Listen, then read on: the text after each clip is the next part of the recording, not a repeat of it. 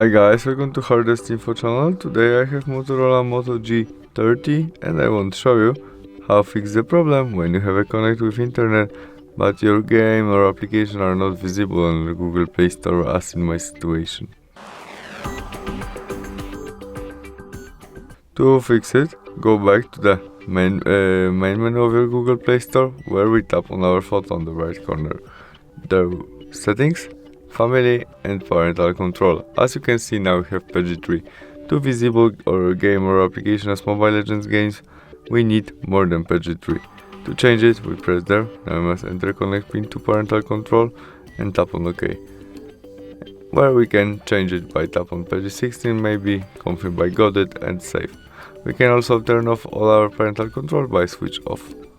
And that's all. We can go back and try Mobile Legends games again, and it is visible and we can install it. Thanks for watching, see you soon, bye!